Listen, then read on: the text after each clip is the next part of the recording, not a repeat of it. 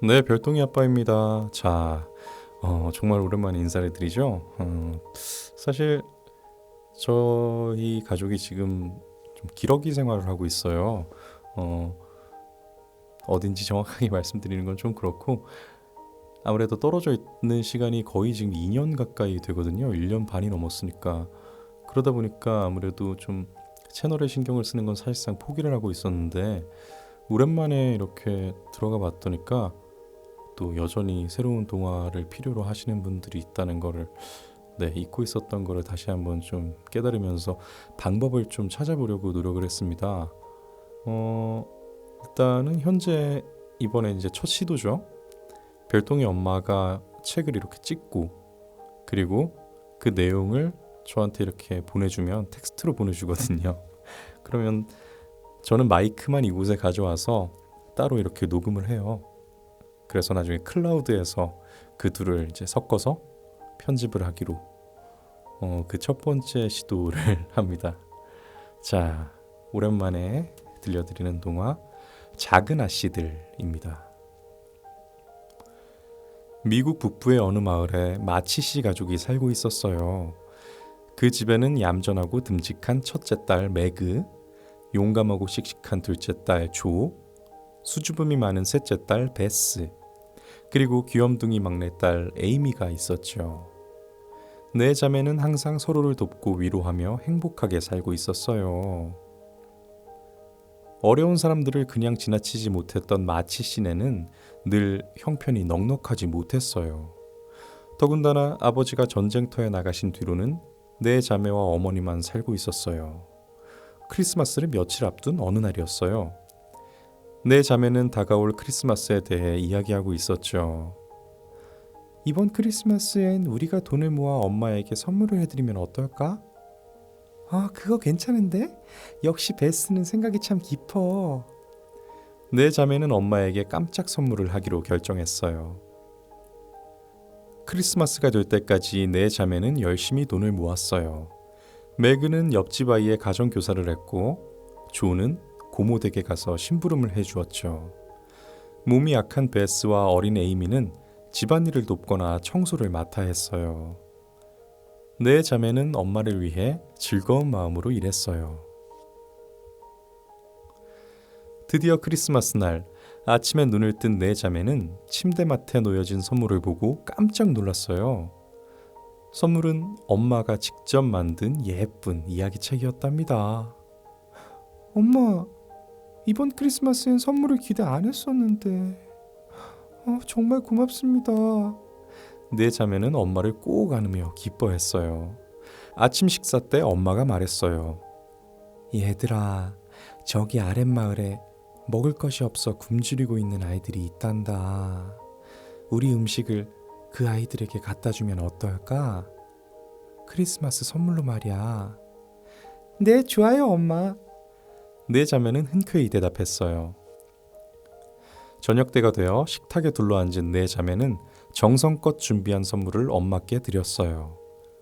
선물을 받은 엄마는 눈물을 흘리며 고마워했어요. 이때 가정부인 한나가 들어와서 말했어요. 아, 이것 좀 보세요. 옆집에 사는 로렌스 씨께서 선물을 보내주셨어요. 선물 상자에는 편지도 있었어요.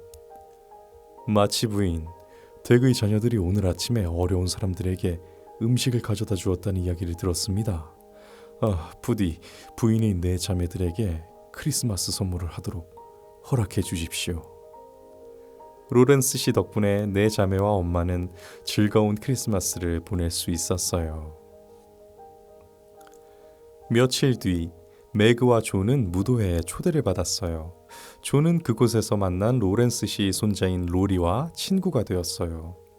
다음날 로리의 초대를 받은 조는 베스를 데리고 로리의 집으로 갔죠. 베스는 거실 한쪽에 놓인 피아노를 보고 마음을 빼앗기고 말았어요. 하지만 무뚝뚝한 로렌스 씨가 무서워 아무 말도 할 수 없었답니다. 그러던 어느 날이었어요. 로렌스 씨가 집으로 찾아와 말했죠. 부인, 댁의 따님들 중에서 가끔씩 저에게 피아노를 쳐줄 사람이 있을까요? 로렌스 씨의 말을 듣고 있던 베스가 갑자기 큰 소리로 말했어요. 로렌스 씨, 제가 피아노를 쳐드릴게요. 그때부터 베스는 매일 로렌스 씨 집을 찾아가 피아노를 쳤어요. 그리고 감사의 표시로 로렌스 씨에게 정성껏 만든 슬리퍼를 선물했죠. 어느 날 베스 앞으로 한 통의 편지와 함께 피아노가 배달되었어요. 베스 양, 지금까지 그렇게 편한 슬리퍼를 신어본 적이 없다네.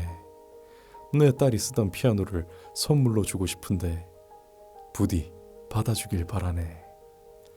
베스는 그 길로 로렌스 씨에게 달려갔어요. 로렌스 할아버지, 정말 감사합니다. 그러고는 로렌스 씨 볼에 입맞춤을 했죠. 이제 더 이상 로렌스 할아버지는 무서운 분이 아니었어요. 세월이 흘러 에이미가 학교에 다닐 때였어요. 학교에서 혼이 난 에이미는 화가 나 집으로 돌아왔죠. 그런데 언니들마저 에이미와 놀아주지 않자 심술이 났어요. 나만 빼놓고 자기들끼리만 놀고. 화가 난 에이미는 조 언니가 쓴 글들을 모두 벽난로에 던져버렸어요. 작가가 되고 싶어하는 조는 글을 쓰고 있었거든요. 에이미가 뒤늦게 후회했지만 이미 엎질러진 물이었죠. 원고가 불탄 것을 안 조는 화가 나서 에이미에게 말했어요. 절대로 널 용서하지 않을 거야. 절대로. 에이미가 아무리 빌어도 조의 화는 가라앉지 않았어요. 다음 날 아침, 조는 에이미만 떼어놓은 채 로리와 함께 스케이트를 타러 갔어요. 그때였어요. 살려주세요. 누가 좀 구해주세요. 혼자서 스케이트를 타러 왔던 에이미가 그만 물에 빠지고 말았던 거예요. 다행히 가까이에 있던 로리가 바로 구해냈지만 에이미의 몸은 꽁꽁 얼어버렸죠. 모두 제 잘못이에요. 에이미랑 같이 갔어야 했는데. 집에 돌아온 조는 울음을 터뜨리며 엄마에게 말했어요. 에이미가 깨어날 때까지 조는 그 곁을 떠나지 않았어요. 조는 그제야 원고보다 동생이 훨씬 더 소중하다는 걸 깨달았어요. 어느 날 마치 씨의 집에 기쁜 소식이 전해졌어요. 조의 글이 드디어 신문에 실린 것이었죠. 하지만 그 기쁨도 잠시뿐이었어요. 마치 씨가 병에 걸려 위독하십니다. 아빠의 소식을 담은 전보가 도착하자 가족들은 모두 할 말을 잃었어요. 안 되겠다. 내가 아빠를 만나러 가봐야겠구나. 엄마는 짐을 싸기 시작했어요. 아빠의 소식을 들은 로렌스 씨도 찾아와 엄마에게 말했어요. 아이들은 제게 맡기고 어서 다녀오십시오. 엄마는 로렌스 씨가 너무나 고마웠어요. 조는 고모에게 편지를 썼어요. 아빠가 매우 위독하시답니다. 그래서 엄마가 아빠에게 가야 하는데 여비가 부족합니다. 고모는 바로 돈을 보내왔어요. 모든 준비가 끝나자 엄마가 자매들에게 말했어요. 내가 없는 동안 서로 돕고 잘 지내야 한다. 알았지? 그때였어요. 조가 머리를 짧게 자른 채 들어왔죠. 엄마, 만약을 위해 이 돈을 더 가져가세요. 조가 엄마의 여행비를 마련하기 위해 머리카락을 잘라서 팔았던 거예요. 모두 조를 끌어안고 눈물을 흘렸어요. 엄마가 떠난 뒤 집은 마치 텅 빈 것 같았어요. 매그는 엄마를 대신해서 동생들을 돌보기 시작했고 동생들도 언니의 말을 잘 따르며 서로 도와 집안일을 해나갔어요. 로렌스 씨와 로리도 매일 찾아와 주었죠. 그러던 어느 날 엄마로부터 한 통의 편지를 받았어요. 아빠의 건강이 많이 좋아지셨단다. 모두들 안심하거라. 네 자매는 바로 답장을 보냈어요. 아빠의 건강이 좋아지셨다니 정말 기뻐요. 이곳 걱정은 하지 마세요. 아빠가 다시 건강해져서 집으로 빨리 돌아오실 수 있기를 기도할게요. 계절이 바뀌어 찬바람이 불기 시작했어요. 베스가 돌보던 훈멜 씨의 아이가 병에 걸려 죽고 말았죠. 몸이 유난히 약했던 베스도 병이 옮아 쓰러지고 말았어요. 자매들은 모두 밤을 지새우며 베스를 간호해 주었어요. 하지만 베스의 열은 떨어질 줄 몰랐죠.